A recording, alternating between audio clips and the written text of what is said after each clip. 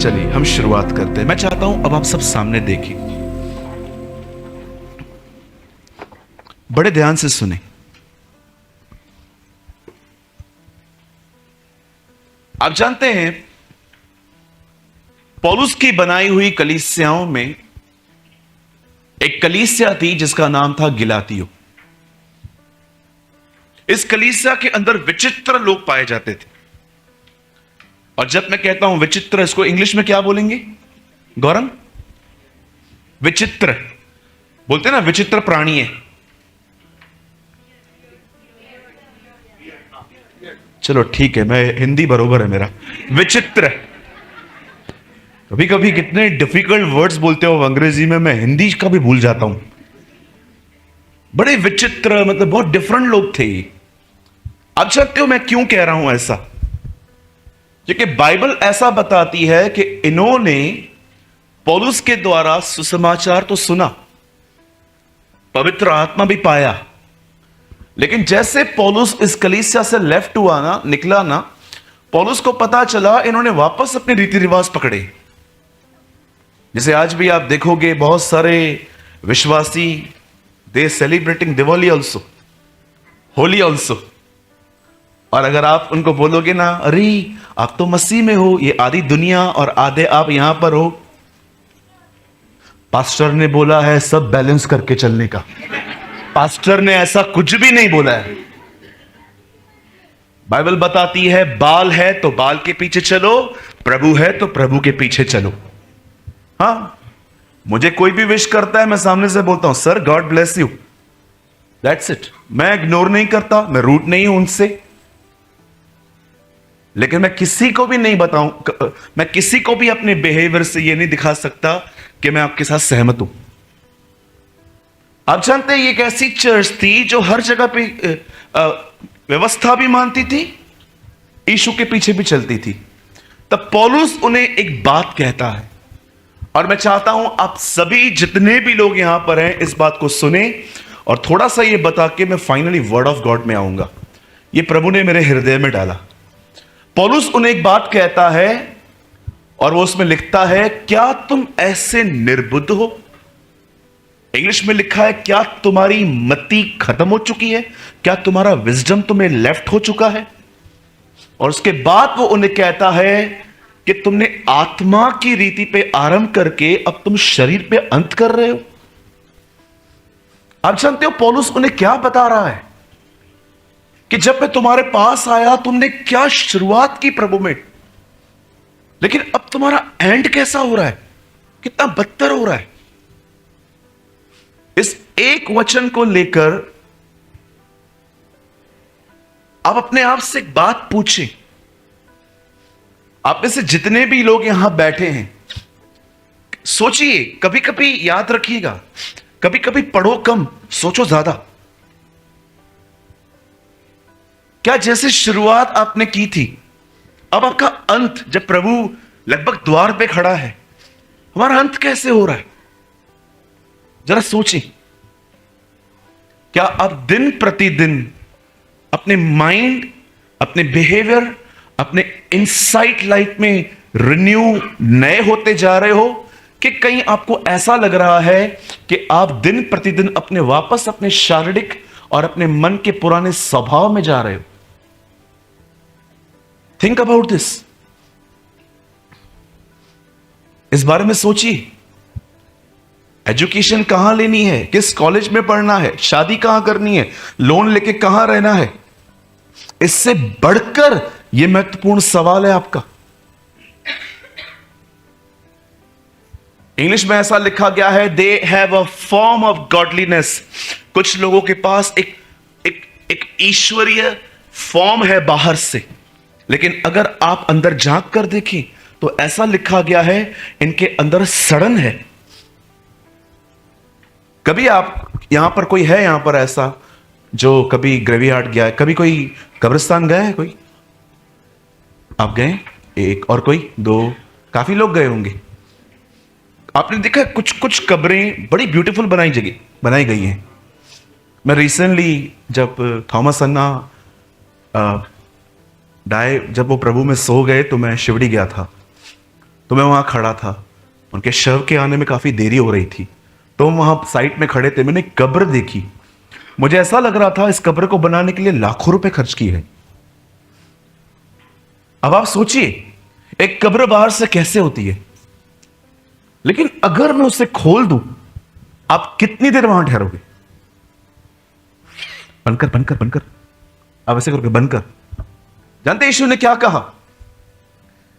ये छिपी हुई कब्रों के समान है जिन पे लोग चलते हैं पर वे नहीं जानते वो किस पे चलते।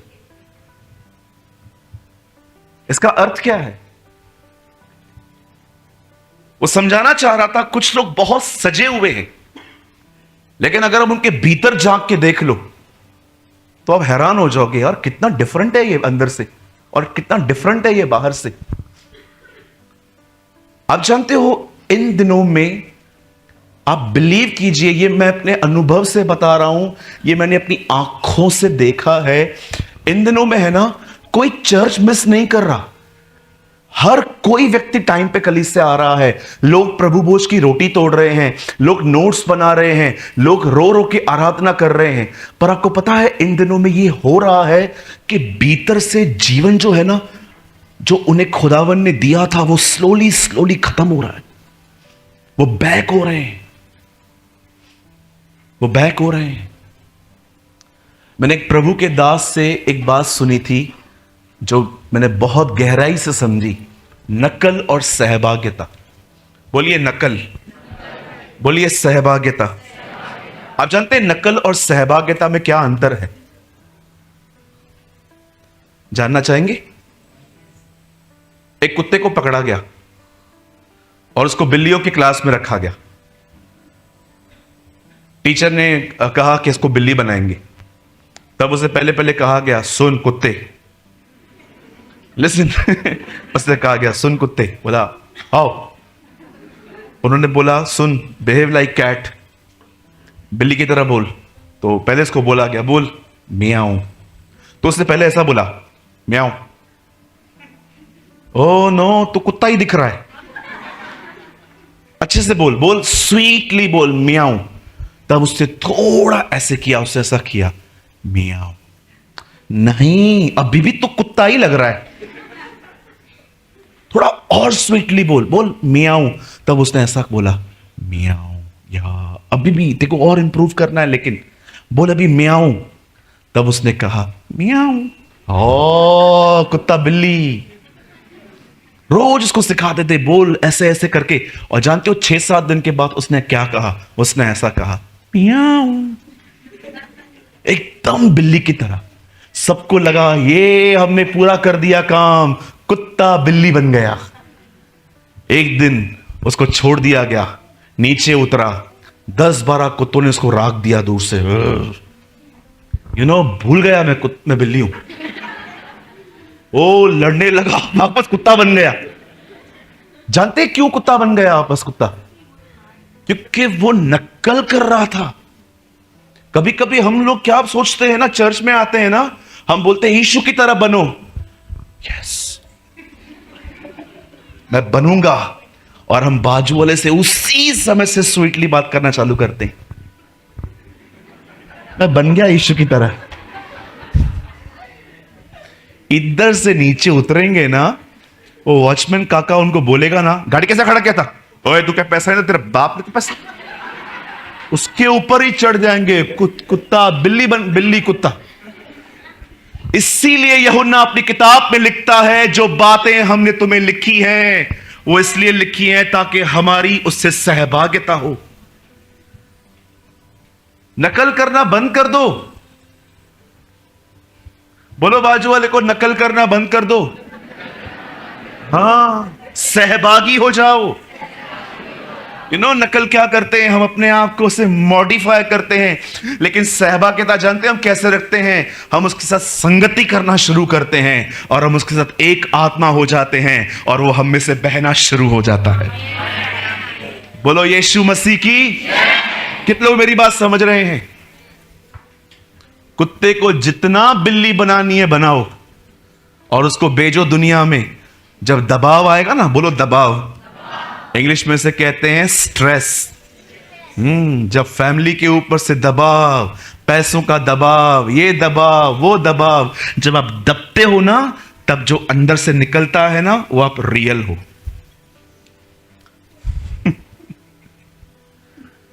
कितने लोग मेरी बात समझे? चलिए मैं आपसे एक और सवाल पूछना चाहता हूं। मुझे बताइए, शिमशोन का अंत कैसे हुआ?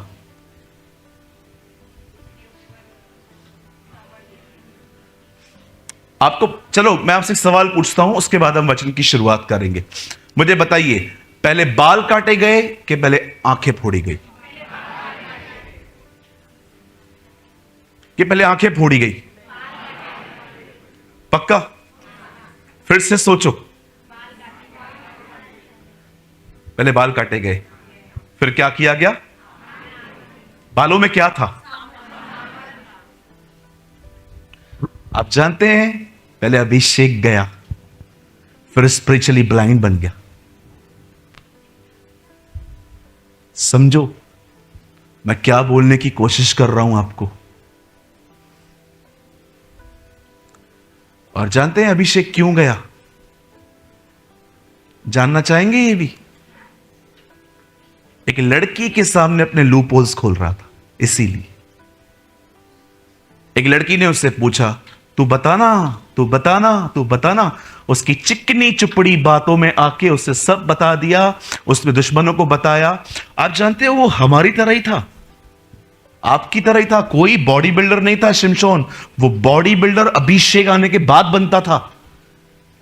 इसीलिए तो उन्होंने एक औरत को हायर किया। उन्होंने कहा इससे पूछ, तो ये है तो नॉर्मल, लेकिन एक टाइम ऐसा आ जाता है, पता नहीं इसके ऊपर क्या हो जाता है, तब जाके। अब आप सोचो, अगर एक ऑलरेडी स्ट्रांग व्यक्ति है तो उससे पूछने की जरूरत ही क्या है कि तेरे ऊपर तू ऐसा कैसे बन जाता है? वो आपकी और मेरी तरह दुबला पतला व्यक्ति था, लेकिन एक टाइम ऐसा आ जाता था, उसके ऊपर अभिषेक आता था, और उस अभिषेक के अंदर वो बहुत बड़े बड़े काम करने लगता था। इसीलिए उस लड़की ने पूछा, क्या है राज, क्या है तेरे को, तुझे ये कैसे मिलता है? पहले वो ऐसे ही कुछ भी बोलता है, दूसरी बार झूठ बोलता है, और थर्ड टाइम वो बताता है, मेरी पूरी ताकत मेरे बालों में है, यदि इन पे उस तरह चले तो मैं सामान्य हो जाऊंगा। और उस लड़की ने जाके उसको, उसके लूपोल्स को जाके दुश्मनों को बताया, और रात को बाल काट दिए। उसके बाद अंधा हो गया, और अंत में देखो उसकी मौत कैसे हुई। मेरे भाइयों, मेरी बहनों, सुनिए, बहुत सारे लोग कहते हैं बहुत अच्छे दिन आएंगे, ये आएंगे, वो आएंगे। अकॉर्डिंग टू बाइबल बड़े कठिन दिन है ये। परमेश्वर से सहभागिता रखना सीखिए। ये आधे पौने घंटे के नियम अब बंद करें। आधा घंटा प्रेयर, 15 मिनट की बाइबल, चलो भाई हो गया, प्रभु यीशु मसीह आपका धन्यवाद, दिन भर की रोटी दे। अब सहभागी होना सीखें। आप समझ पा रहे हैं? परमेश्वर के साथ समय दें। उस समय को सहभागिता कहते हैं, और वही सहभागिता आपको परमेश्वर के साथ एक करती है। चलिए हम शुरुआत करते हैं। मैं चाहता हूं आप सब मेरे साथ बाइबल खोलें, जो भी लोग आए। हम सब आज खोलेंगे द बुक ऑफ हिब्रूज, इब्रानियों की किताब।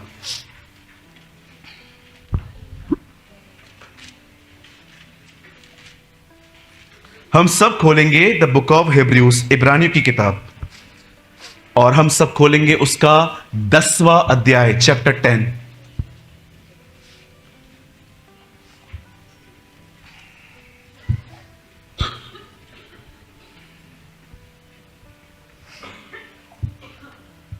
थैंक यू जीसस, धन्यवाद यीशु।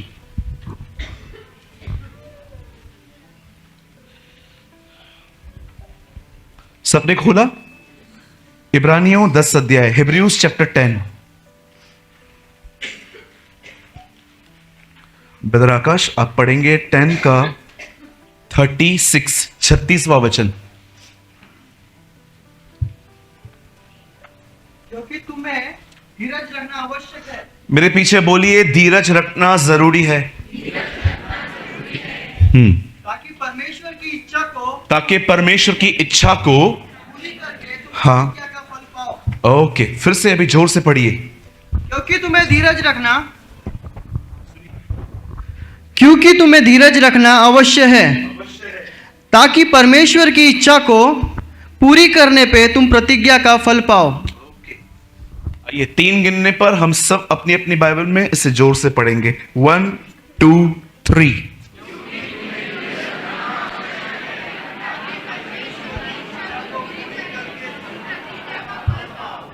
ओके, मैं चाहता हूं अब आप सब सामने देखें, स्ट्रेट बैठें, बिल्कुल सामने देखें। हाफ एन आवर का वर्ड है, बड़ी बरकत देगा आपको। आमीन। आइए, मैं चाहता हूं आप सामने देखें। लिसन, आप जानते हैं कौन से लोग गिव अप करते हैं लाइफ में? यह बिल्कुल हो सकता है कि आप यहां पर बैठे हुए हैं लेकिन मन में हारे हुए व्यक्ति, कोई नई आइडिया नहीं आती आपको, कुछ भी नया करने का मन नहीं करता, कुछ करने से पहले ही आपके अंदर ऐसे ख्याल आते हैं, कुछ नहीं होना मेरा, मुझे ऐसे ही जिंदगी जीनी है। इसे कहते हैं एक हारा हुआ मन। बाइबल बताती है गोलियत को देखकर शाऊल का मन कच्चा हो जाता था। आप जानते हैं आज हम क्यों ऐसे हैं? हम बहुत जल्दी गिव अप कर लेते हैं। आप जानते हैं इस बात को? हमारे गिव अप करने का, हमारा हियाव टूटने का सबसे बड़ा कारण यह है क्योंकि हमें धीरज नहीं है, हमें पेशेंस नहीं है। और हमें पेशेंस इसीलिए नहीं है क्योंकि हम तकलीफ में शांत नहीं बैठते, हम अपने हाथ पैर मारते रहते हैं चीजों को ठीक करने के लिए। आपने देखा है क्यों लोग नौकरी पे जाके मैच्योर बन जाते हैं? क्योंकि उनमें धीरज आना शुरू हो जाता है। आप देखिए, हमारे घर के अंदर अगर हमें कोई 2 लफ्ज कह दे, हम उनको 4 लफ्ज सुना देते हैं, लेकिन नौकरी में आप क्यों नहीं सुना सकते? बॉस आपको क्या कुछ नहीं बोलता, कभी कभी वो हमें गाली भी देते थे, लेकिन फिर भी हम सहते थे। क्यों? क्योंकि हमें पैसों की जरूरत थी। आप जानते हो, इसीलिए मैं अपने कलीसिया के अंदर हर एक को उत्साहित करता हूं, काम करो, नौकरी करो। यीशु के सारे चेले काम करने वाले थे। मैंने काम किया है, आपके पास्टर ने काम किया है। आज भी अगर मुझे अपने काम से कॉल आता है, मैं जाता हूं, मुझे जाना पड़ता है। बहुत बार हमारे अंदर धीरज न होने के कारण हम चीजों को क्विट कर देते हैं। यहां पर बाइबल बताती है तुम्हें धीरज करना बहुत जरूरी है। घाई घाई के अंदर लोग ऐसे निर्णय ले लेते हैं। मैं सच कहता हूं, एक दिन जानते हैं क्या हुआ? मैं सीएसटी पे खड़ा था शाम के टाइम पे। आपको पता है इतना सामने शाम को कितना रश होता है, ट्रेन कैच करना ही अपने आप में बड़ा चैलेंज होता है शाम के। मैंने बहुत देखा, मैं भीड़ को देख रहा था, तब मैंने अपने दोस्त को कहा, यार एक काम करते हैं, ये ट्रेन जाने दे, इसके बाद वाला पकड़ेंगे। हम लोग 5 मिनट ट्रेन आने के बाद, आप जानते हो सीएसटी में हर 2 मिनट में ट्रेन आती है, 2 या 3 मिनट में। ये लोग चढ़ गए और मैं साइड में खड़ा था और मैं लोगों को देख रहा था। आप बिलीव कीजिए, ये पूरे गए, पूरा खाली हो गया।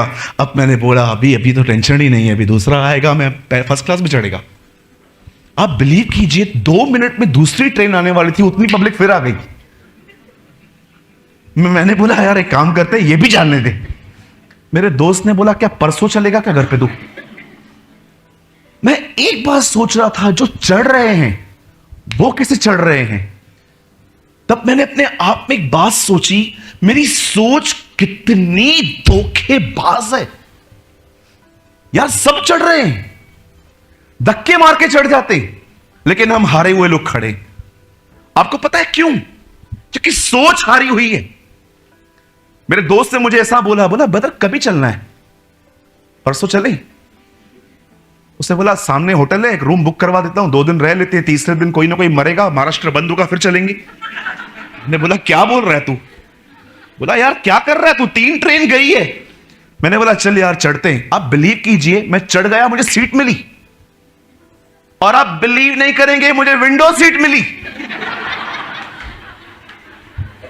मैं सोच रहा था यार, और मेरा दोस्त बड़ा मैच्योर था, वो सामने बैठा था। उससे बोला सच लिखा है, मूर्ख के साथ घूम तो कोड़े लगने ही है। मैंने बोला माइंड योर लैंग्वेज। पुरानी बात है। आपने देखा हमारी सोच कैसी है। एक भिखारी जिसको सुंदर नामक फाटक पे बिठाया जाता था, उसकी सोच बन गई थी जीवन भर ऐसे ही पैसे मांग के आगे चलते रहना है। एक दिन पतरस और यूहन्ना से भी उसने पैसे मांगे। पतरस ने बड़े गौर से देखा। यीशु ने उसको अंदर में कहा, इसको पैसे मत देना। क्यों? इसको चंगाई दे। क्यों प्रभु? नहीं, इसकी पहली जरूरत पैसा नहीं है, ये चंगाई है। अगर ये ठीक हो गया ना, ये काम करेगा। और पतरस ने उसको कहा, उठ यीशु के नाम से। वो उठ के खड़ा हो गया। मुझे ऐसा लगता है प्रभु ने उसको टांगे नहीं दी, प्रभु ने उसके बॉन्डेज को तोड़ा। यस, उसके बंधन को तोड़ा यीशु ने। कि आज इसकी सोच भी मरी हुई है। इसको हीलिंग मत देना, इसको पैसे मत देना। मैं वहां खड़ा होता तो मैं दे देता, यार चंगाई बहुत बड़ी बात है, ये ले ले। हम मच्छर को ठीक नहीं कर पाते, तेरे को कहां से कर पाएंगे? लेकिन पतरस और यूहन्ना आत्मा में चलने वाले व्यक्ति थे। वो ऐसा नहीं लिखा गया है प्रार्थना करके आ रहे थे, लिखा है प्रार्थना करने जा रहे थे। आत्मा से परिपूर्ण व्यक्ति और आत्मा से परिपूर्ण होने के लिए जा रहे थे। और उनको कहता है, उठ चल। एक दिन मैं ये वचन जब पढ़ रहा था, मैंने कहा प्रभु आप उसको टांगे दे रहे थे? नहीं सूरज, उसके मन के अंदर उसकी सोच बदल रहा था मैं, कि अगर वो खड़ा हो जाए वो फिर से काम कर सकता है। कभी कभी देखा है आपने, आपकी सोच आपको क्या बना देती है। मैंने रिसेंटली एक फ्लायर देखा। एक आदमी था, उसकी मुंडी कटी हुई थी, और उसकी मुंडी जो थी ना, कटी हुई मुंडी उसके ऊपर रखी गई थी ऐसे। और वो अपनी ऐसे कुछ फ्लायर था, मैं आपको कभी दिखाऊंगा, मैं भी ठीक से डिस्क्राइब नहीं कर पा रहा हूं। उसमें लिखा था, मनुष्य के सबसे भारी उसके ख्याल होते। आप जानते हो, आप सिर्फ और सिर्फ चंगाई और बहुत सारी चीजों में चाहते हो, लेकिन परमेश्वर आपकी सबसे पहले आपकी सोच को ठीक करना चाहता है। कई बार हम पकड़ के बैठते, मैं प्रभु से पीछे हो गया, मैं प्रभु में पीछे हो गया, मैं पीछे हो गया। ठीक है, हो गया, अब क्या करना है? रोना है? ऐसा क्यों हो गया? कि उठना है। जानते हो इस बाइबल को आपको देने का मुख्य कारण क्या था? ताकि आप में मसीह का मन उत्पन्न हो, ताकि आप में क्राइस्ट का माइंड आ सके। घर जाके अपनी बाइबल में लिख देना, पतरस ने चंगाई नहीं दी, पतरस ने बंधन तोड़ा। हमेशा वो आदमी बैठ के सोचता था, यार लोग आएंगे, यही तो लाइफ है, लेके खाना है। एक दिन उसको चंगा किया गया ताकि उठ के काम करे। अब यहां पर लिखा गया है, तुम्हारा धीरज धरना जरूरी है। इससे क्या होगा? रीड अगेन ब्रदर, थोड़ा आगे जाइए अभी। क्योंकि अब बहुत ही थोड़ा समय है। ना ना ना, वही वचन, तुम्हारा धीरज धरना आवश्यक है। उसके आगे ताकि परमेश्वर सुनिए, ताकि मतलब इससे जुड़ा हुआ है वो, ताकि परमेश्वर की इच्छा को परमेश्वर की इच्छा को पूरी करके तुम प्रतिज्ञा का फल पाओ। प्रतिज्ञा का फल पाओ।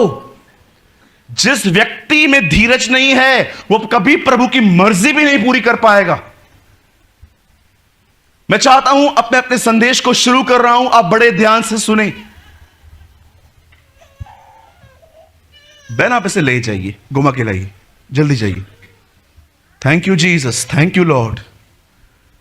प्रभु आप महान हैं, आप दयालु हैं प्रभु, आप बड़े अनुग्रहकारी और विलंब से क्रोध करने वाले परमेश्वर हैं। आप इज्जत के योग्य हैं। कितने लोग ये मानते हैं कि वह राजाओं का राजा और प्रभुओं का प्रभु है? Come on. हमारे प्रभु यीशु मसीह की माइंड डाइवर्ट हो जाए, इससे अच्छा हम प्रेस करें। लिसन, यहां देखिए, आज से बहुत साल पहले बाइबल मुकद्दस बताती है, there was a prophet in Israel called Elijah. एक परमेश्वर का नबी रहता था। बोलो नबी। हां, आज का नबी और उन दोनों का नबी बहुत डिफरेंट है। बोलो आज का नबी उन दिनों का नबी बहुत अलग है। उन दिनों के नबी के सामने आप बैठोगे ना, तो ना क्या बता देगा कि आप कहां से आए हो। एलीशा गेहजी से मिलकर बोलता है, कहां गए थे? इधर ही था। नहीं नहीं, कहां गए, कहां गया था तू? मैं यहीं था। जब तू नमाज से ले रहा था, मैंने सब देखा। वो लोगों की लाइफ देखते थे। आज का नबी जानते हैं क्या जानता है? आपका फोन नंबर। वो जीवन जानते थे, हम फोन नंबर जानते हैं। आज के नबियों के सामने आप खड़े हो जाओ, आपका नंबर बताएंगे। मुझे किसने नंबर बताया? ये आपका नंबर है। मैंने बोला पता है, इसमें क्या बड़ी बात है? बोला ये आपका नंबर है। मैंने कहा एड्रेस भी बता दे। कितना डिफरेंट है ना आजकल। उन्हें क्या पता था, इन्हें क्या पता है आज? वो प्रोफेसी जो कलीसिया को खुदा की तरफ नहीं फेरती, वो सिर्फ मनुष्य की चतुराई है। शैल आई रिपीट अगेन? हजम हो रहा है कुछ लोगों को? नहीं हो रहा है तो भी करना पड़ेगा।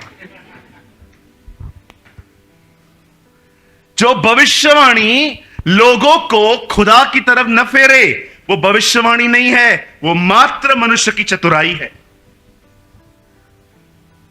आपने देखा था पिछले दिनों में हम जिनके पास जाते थे वो हमें क्या बोलते थे? 3 बातें। तू सबका भला करता है, तेरा भला कोई नहीं करता। ये सबके साथ होता है। तू 3 बार एक्सीडेंट से बचा है, हर कोई बचा है। ए पे कोई व्यक्ति है जिसने तेरे ऊपर जादू किया है। जाओ अनिल, अशोक, सबको पकड़ो, जाओ अभी। क्लेवर पीपल, बोलो क्लेवर। हाँ, बड़े सयाने लोग। बाइबल बताती है there was a man called Elijah. एक नबी था, और ये एक ऐसा नबी था कि अपने दिनों के राजनीतिक लोगों से भी भिड़ पड़ता था। आप जानते हैं इस बात को? बाइबल ऐसा बताती है उन दिनों में एक परिवार था इज़राइल में। ये परिवार इज़राइल के पतन का कारण था। पतन का मतलब होता है जो बिल्कुल खुदा से दूर हो गए। यह परिवार जादू टोना करता था। इस परिवार का नाम था अहाब और इजबिल। उन दिनों में बाइबल ऐसा बताती है कि प्रभु का वचन जो था वो एलिया के पास पहुंचा। एलिया भविष्यवक्ता अहाब के सामने खड़ा होकर कहता है, मेरे कहे बगैर एक बारिश की बूंद नहीं पड़ेगी। और ऐसा हुआ। क्या आपको ऐसा लगता है एक आदमी में इतनी ताकत है कि वो आकाश को रोक देगा? है इतनी ताकत? पर आप में से कितने लोग ये बात जानते हैं जो परमेश्वर के साथ चलते हैं, परमेश्वर उनके शब्दों को मान देता है? मैं कभी कभी ऐसा बिलीव करता हूं। देखिए यहां पर ये एलिया खड़ा है, सामने आसमान है और वहां से प्रभु खड़े हैं। एलिया कहता है, हे आसमान अपने झरोखे बंद कर। आसमान ने सुन लिया। जानते हो क्यों? मैं ये मानता हूं ऐसे हुआ। एलिया ने कहा, हे आसमान बंद हो जा, और परमेश्वर ने वहां से देखा ये व्यक्ति मेरे साथ चलता है, और प्रभु ने आसमान को कहा, हे आसमान। एलिया कहता है इसलिए शांत हो जा। वो अपने दासों की कहे हुए बातों को मान लेता है। आप में से कितने लोगों ने इस बात को देखा कि यीशु ने कुछ कहा और वो न हुआ हो? पतरस अगले दिन आके कहता है, हे प्रभु तूने इस पेड़ को कल श्राप दिया था, वो सूख गया। यीशु कहता है, अब तुम इस पहाड़ को देख रहे हो, हां, इससे कहो उखड़ और पानी में पड़, और वो तुम्हारी बात मान लेंगे। क्या यीशु ने यह कहा पहाड़ से कहो, सर मैं 40 दिन के उपवास में हूं, कृपया उखड़ के चले जाइए? हमें से बहुत सारे लोगों ने प्रार्थना सीखी है, हमें से बहुत सारे लोगों ने प्रभु के सामने गिड़गिड़ाना सीखा है, पर कितने लोगों ने प्रार्थना और गिड़गिड़ाने के बाद अपना अधिकार भी सीखा है? बोलिए। अपना अथॉरिटी भी सीखा है। अरे डीसीपी हो आप, खुद को हवलदार समझ के बैठ गए हो। आप में से बहुत सारे लोग डीसीपी हैं, एक बड़े अधिकारी है, लेकिन अपने आप को अपने क्या समझा है? हवलदार, पांडु हवलदार। हाँ बिल्कुल। आप जानते हो बाइबल क्या बताती है? उसने ऐसा कह दिया और 3.5 साल तक इज़राइल में कोई बारिश नहीं हुई। आपको लगता होगा ब्रदर एलिया तो एलिया था ना, कितना सामर्थ्य होगा, सारा सारा दिन दुआओं में रहता होगा। याकूब में लिखा है हमारे समान दुख सुख भोगी मनुष्य था। उसके पास भी फैमिली प्रॉब्लम्स थे हमारी तरह, उससे भी प्रॉब्लम्स आती थी, उससे भी हेल्थ इश्यूज होते थे। क्यों लिखा है सुख दुख भोगी मनुष्य? आपकी तरह ही था वो। लेकिन जानते हो सच एक अच्छी बात क्या थी? वो संसार में रह के खुदा के साथ चलना सीखा था। यह एक अद्भुत बात है अपने आप में। और एक दिन ऐसा हुआ, बाइबल बताती है उसने प्रभु की आवाज सुनी। और सुनिए, जो रहस्य वो जानता था, अगर ये रहस्य आप भी जान लो, मैं आपको सच कहता हूं, आप बड़ी बरकत पाएंगे। जानते एलिया ने एक दिन क्या सुना? एलिया ने एक दिन प्रभु से सुना अब बारिश होगी। आप इससे कितने लोग ये बात जानते हैं? जिस समय एलिया ने बाल के 400 नबियों को हराया था, तो जानते हैं उसने एक बात कही थी वहां पर। वो कहता है प्रभु, हे इब्राहिम इसहाक और इज़राइल के परमेश्वर, मैं तुझसे प्रार्थना करता हूं अपनी अग्नि भेज और प्रकट कर इनके सामने कि मैंने ये सब कुछ तुझसे वचन पाकर किया है। एलिया एक ऐसा व्यक्ति था जो परमेश्वर की आवाज को सुनता था पहले। अब इसने सुना कि बारिश होने वाली है, और जानते हैं उसने क्या किया? अपने एक सेवक को लिया, पहाड़ पे चला गया। और अब सुनिए इसे पहाड़ पे क्या किया? यही हमें प्रतिदिन करना चाहिए। एलिया घुटनों पर आया, और जानते हो उसने जो व्यक्ति वो लेकर गया था उसको घुटनों पे आने के लिए नहीं कहा, उसको कहा तू खड़ा रहे। और ऐसा लिखा है एलिया ने घुटने टेके और अपनी मुंडी घुटनों के बीच में डाली, एकदम सुकड़ गया और वो दुआ करने लगा। दुआ करने के बाद जानते हो वो क्या करता है? अपने उस दास को कहता है जा वहां पर, जरा देख तुझे कुछ दिख रहा है? वो जाता है, वो कहता है नहीं कुछ नहीं है। फिर दूसरी बार उसे कहता है अब जा, बोलता है नहीं कुछ दिख नहीं रहा है, थोड़ा सा भी बादल नहीं है, नहीं। अभी तीसरी बार गया, बोलता है अब देख कुछ बादल दिख रहा है, बोलता है नहीं अभी भी नहीं दिख रहा। 4 बार 5 बार 6 बार जाके उस व्यक्ति ने सेम बात कही। लेकिन जब वो 7वीं बार गया और जब उसने आसमान को देखा, तब आके वापस कहता है हाथ के जितना बादल दिख रहा है अब। और जानते हो वो बादल वहां पर हाथ की तरह दिख रहा था, लेकिन जैसे जैसे वो बादल इज़राइल के ऊपर आया, बाइबल बताती है वो बड़ा हो गया और वहां पर बारिश हुई। सुनिए, मैं आपको जो समझाना चाहता हूं वो ये है, एलिया को जब पता चला बारिश होने वाली है, तब एलिया खुश नहीं हुआ, तब एलिया कंफर्ट में नहीं आया। एलिया एक रहस्य जानता था कि जो कुछ परमेश्वर ने हमारे मन में डाला है वो उसे वापस दुआओं में करना पड़ता है। कितने लोग मेरी बात समझ पा रहे हैं? परमेश्वर ने आपको कहा है, आपके हृदय में डाला है, तेरा परिवार बचेगा, उद्धार पाएगा। और हम में से बहुत सारे लोग वचन को सुनने के बाद एक्साइटेड होते हैं, घर जाते हैं, हिप्पी पूरे करते हैं। मैं आपको बताना चाहता हूं परमेश्वर की प्रतिज्ञा इस तरह पूरी नहीं होती। एलिया ने सुना कि आवाज आ रही है, लेकिन एलिया चुप नहीं रहा। एलिया ने उस बात को लेकर दुआएं की। यीशु ने कहा मैं जा रहा हूं, मैं जाकर तुम्हें पवित्र आत्मा दूंगा। और जब चेलों ने यह बात सुनी, वो घर नहीं चले गए जब तक पवित्र आत्मा नहीं उतरा। वो दुआ करते रहे। हमारा सबसे बड़ा प्रॉब्लम जानते हैं क्या है? हम वचन को सुन लेते हैं, स्वीकार कर लेते हैं, खुश हो जाते हैं, पर उस सुनी हुई बात को लेके दुआएं नहीं करते। इसीलिए हम उन बातों को कार्य में आते हुए भी नहीं देखते। आज मैं आपसे पूछना चाहता हूं, यहां पर कितने लोग हैं मुझे बताइए। यहां पर हर कोई होगा जिससे परमेश्वर बातें करता है, पर क्या वो सुनी हुई बातों को लेकर आप उसके सामने दुआओं में जाते हैं कि प्रभु ये आपका वचन है, ये आपने मेरे हृदय में डाला है। कभी कभी आपने देखा है, आप सभाओं में आते हो, कोई तो ऐसी बात होती है जो आपके हृदय में डाल देता है। वो बातें घूमती रहती हैं, यार ये भाई को कैसे पता चला। आज मैं ये सोच रहा था, सर मुझे नहीं पता चला, परमेश्वर जानता था और उसने मेरे मन में डाला आपको कहने के लिए।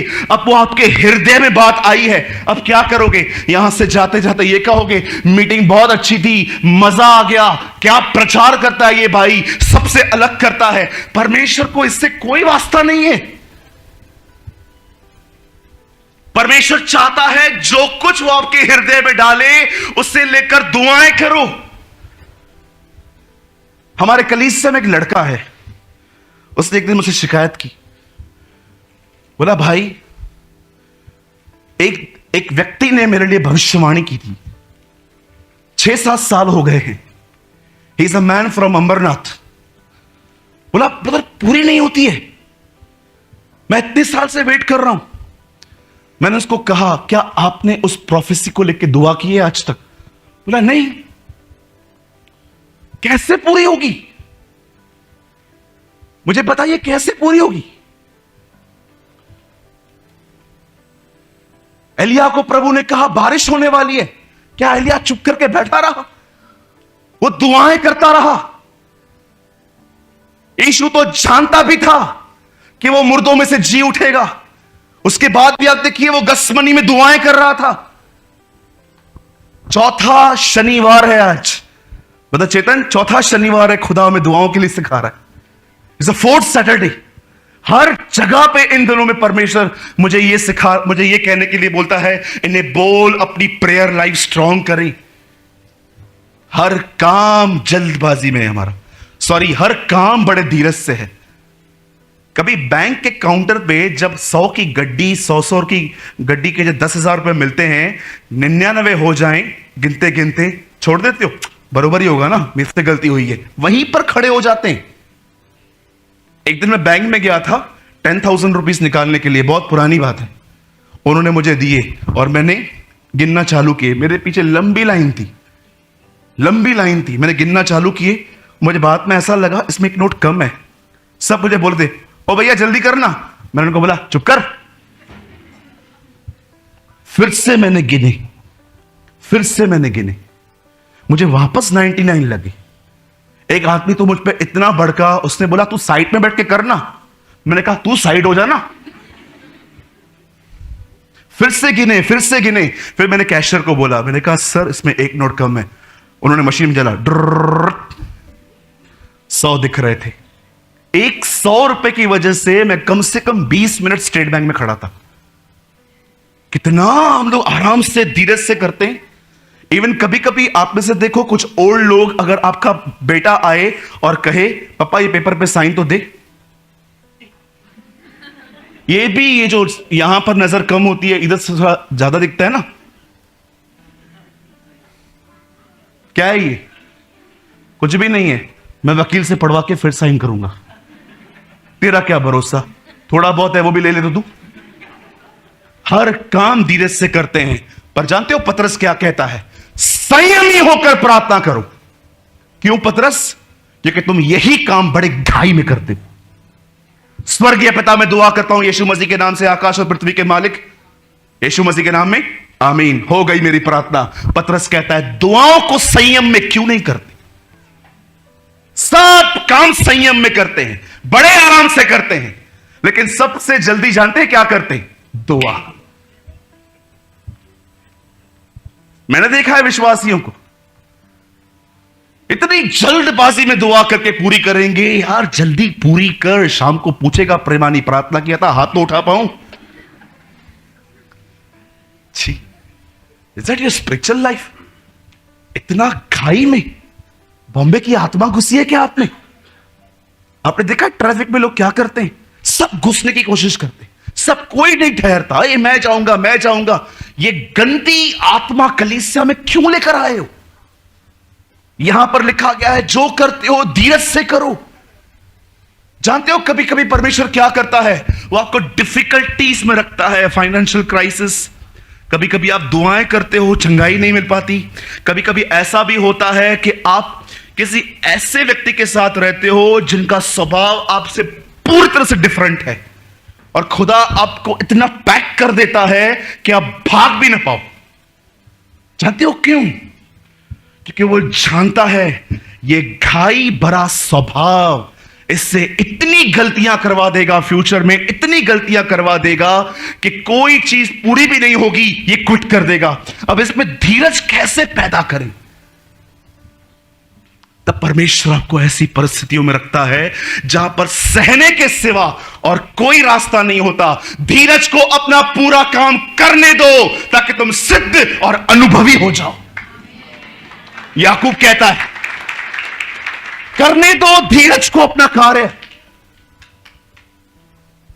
कितने लोग हैं यहां पर, घर जाते हैं आप, लेट हो जाती है और लोग आपको, आपके परिवार वाले आपको बोलेंगे सारा दिन चर्च चर्च चर्च, पागल हो गया तू, सारा दिन ईशु ईशु ईशु ईशु। और कई बार जानते हैं हम क्विट कर देते हैं, छोड़ यार मैं बचाना, भले लोग आए नहीं आए। आज मैं दुआ करता हूं कि आज इस बात को आप समझो। एक दिन जानते हैं क्या किया प्रभु ने? बाइबल बताती है उसने इजराइलियों को निकालने के लिए मूसा को भेजा। हमारा परमेश्वर इतना महान है, सुनिए इस बात को। एक दिन उसने मूसा को मिस्र भेजा ताकि इजराइल को निकाल सके। सदैव याद रखना, मिस्र पास्ट है, कनान फ्यूचर है। परमेश्वर जानता था कि ये लोग कभी भी अपने पास में चले जाएंगे। चलो एक काम करते हैं आज। क्या काम करेंगे प्रभु आप? एक काम करेंगे, इनको निकालते हैं यहां से। जैसे वो निकले, बाइबल बताती है परमेश्वर ने उनके पास्ट को जगाया,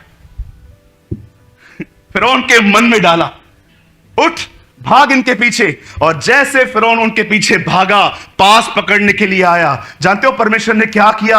हमारे महान प्रभु परमेश्वर ने उस पास को लेके सदैव के लिए जमीन में गाड़ दिया।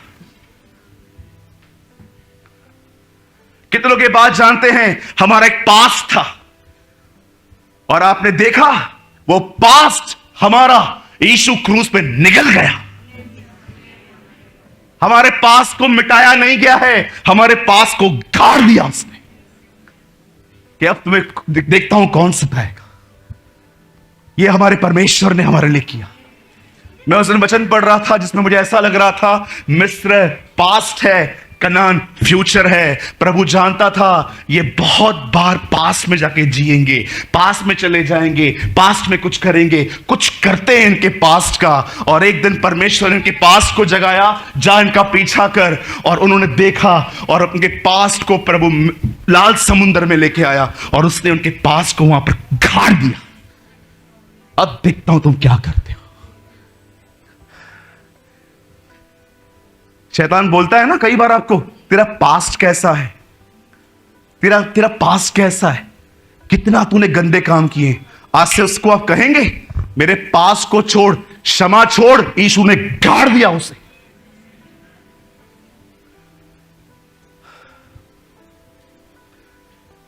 मैं यीशु मसीह के नाम से कहता हूं, मैं इस विश्वास से जीता, मेरा पास्ट जिंदा नहीं है, मेरा पास्ट यीशु ने गाड़ दिया।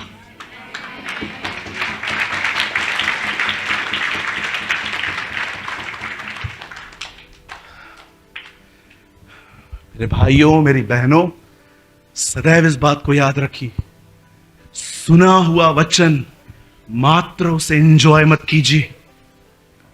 मैं इतना भी जानता हूं ये वो कलीसिया है महाराष्ट्र की जहां पर परमेश्वर बड़े सामर्थी तरीके से बात करता है, लेकिन याद रखना इस चीज को, मैसेजेस को एंजॉय करना बंद कर दो।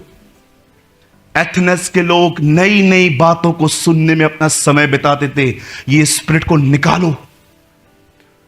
आप जानते हो एथेंस में जहां पौलुस ने गॉस्पेल प्रीच किया था विजडम से, उन्होंने एक मूर्ति देखी जिसमें लिखा था अनजाने ईश्वर के लिए, और पौल वहां पर खड़ा होकर कहता है जिसे तुम नहीं जानते, आओ मैं तुम्हें उसका सुसमाचार सुनाता हूं। उस नगर के लोगों के बारे में जानते क्या लिखा है? वे नई नई बातों को सुनने में बड़े इच्छुक थे। ओह, पॉल एक नई बात लेके आया है। He is telling someone who raised from the death. ये कहता है कोई मुर्दों में से जी उठा, आओ हम सुनते हैं। और वो सब जमा होते थे और बड़े सुनते थे। नेक्स्ट डे कोई और आएगा, उसको भी सुनेंगे। उन्हें सत्य को पहचानने में कोई मतलब नहीं था। वे नई नई बातों को सुनने के व्यस्त रहते थे। ये स्पिरिट को निकालो और परमेश्वर के वचन को जानो। आप जानते हो पौलुस की बनाई हुई कलीसियाओं के नाम क्या क्या थे? बताइए। एक ही बताए। कोरिन्थियो और कोई एक ही बताए। कोरिन्थियो और गलातियो, एफिसियो, हाँ, कुलिसियो, फिलिपियो। पर कितने लोग ये बात जानते हैं इसकी एक और कलीसिया थी, इसका नाम था बिरिया। क्या नाम था उनका? बोलिए बिरिया। उसको लेटर क्यों नहीं लिखा?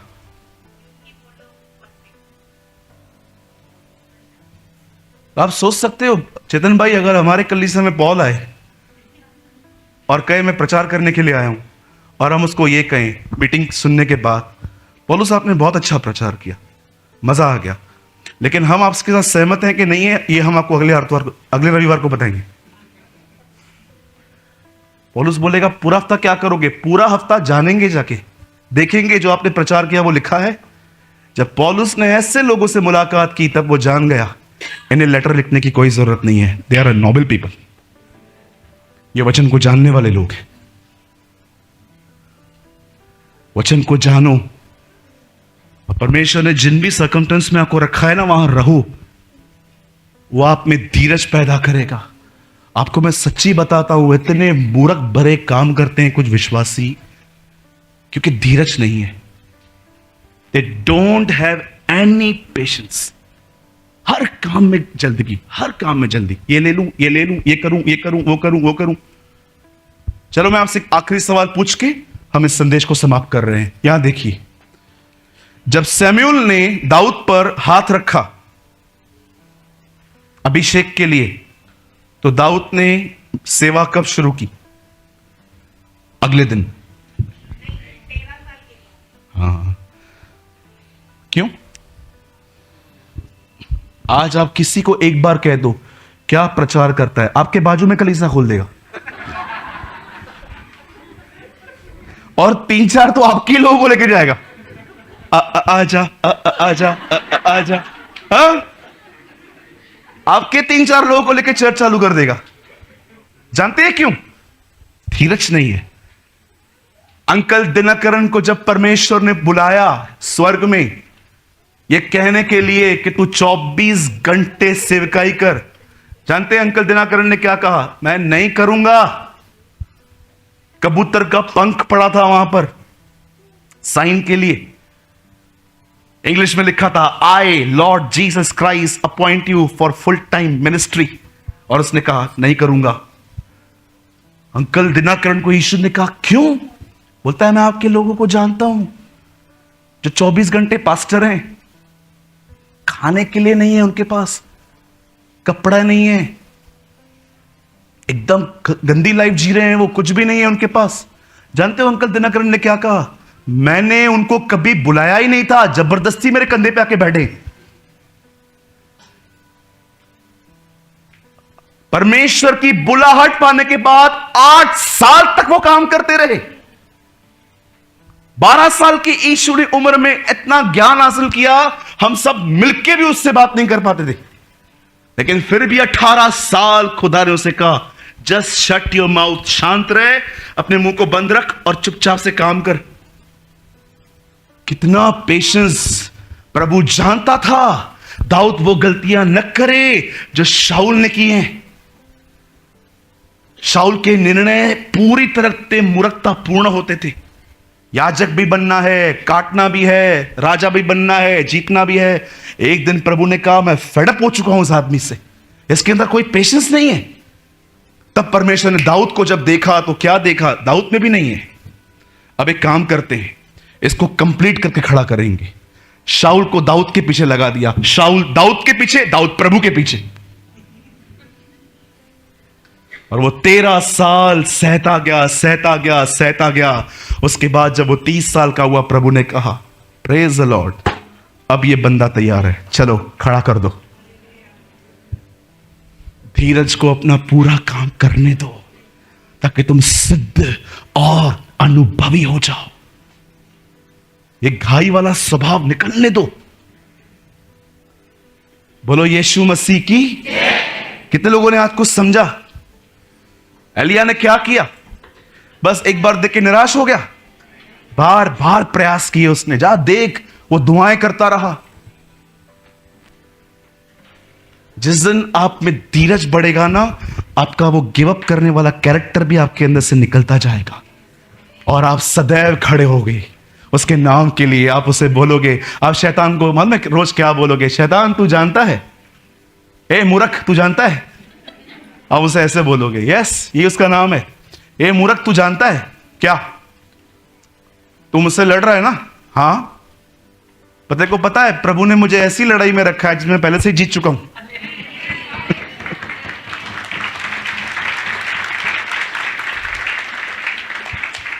एक प्रभु के दास ने कहा, विजयी होने के लिए मत लड़ो, अपनी विजय में लड़ो। विजय पाने के लिए मत लड़ो, अपनी विजयता में लड़ो। खुदा ने तुम्हें ऐसी लड़ाई में रखा है जिसमें तुम ऑलरेडी जीत चुके हो। यहां देखिए सब, ये लास्ट वर्ड्स हैं। बाइबल की पहली किताब जानते हो क्या बताती है? उत्पत्ति। सांप जीता है। यस, दिस इज ट्रुथ, ये सत्य है। बाइबल की पहली किताब उत्पत्ति बताती है सांप जीता, लेकर गया वो लोगों को खुदा से दूर। पर आप जानते हो इसी बाइबल की अंतिम किताब क्या बोलती है? मेमना जीता है। यस, कैसे कैसे जीता? उत्पत्ति बताता है शैतान मनुष्यों को खुदा से दूर ले गया, इस तरह वो जीता। प्रकाशित वाक्य बताता है मेमना उसकी प्रजा को वापस ले आया। Yes, it is revelation. ये प्रकाशित वाक्य किताब बताती है। इसलिए वो किताब ओवरकमर्स को लिखी गई है, जो जय पाए, जय पाए, जय पाए, जय पाए, जय पाए, जय पाए, जय पाए। 7 ओवरकमिंग ब्लेसिंग्स हैं। जो जय पाए मैं उसे सफेद पत्थर दूंगा। जो जय पाए वो जीवन के वृक्ष में से खाएगा। जो जय पाए उसे गुप्त मन्ना दूंगा। जो जय पाए मैं उसका नाम उसके माथे पर लिखूंगा। ओ 7 ओवरकमिंग्स आई प्रीच इन रायपुर, 7 ओवरकमिंग्स। बोलो यीशु मसीह की। कितने लोग आज कुछ समझे? परमेश्वर ने जहां भी आपको रखा है रहिए, परमेश्वर को अंदर काम करने दीजिए, फिर आप देखिए आप उसके प्रतिज्ञाओं के वारिस होंगे। आमीन। आइए अपनी आंखें बंद करें। Oh thank you Jesus, thank you Lord for your word. We worship you, we praise you. पिता, हम यीशु के नाम में आपके पास आते हैं, धन्यवाद देते हैं आज के लिए। हम घोषणा करते हैं मेमना जीता है।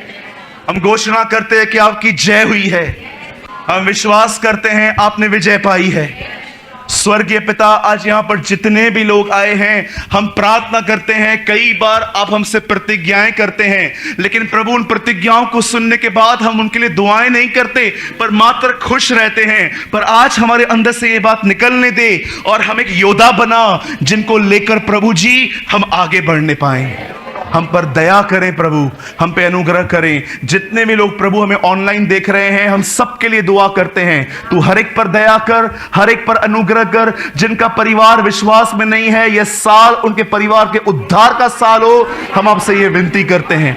Lord bless each and everyone, I pray in Jesus mighty name, amen.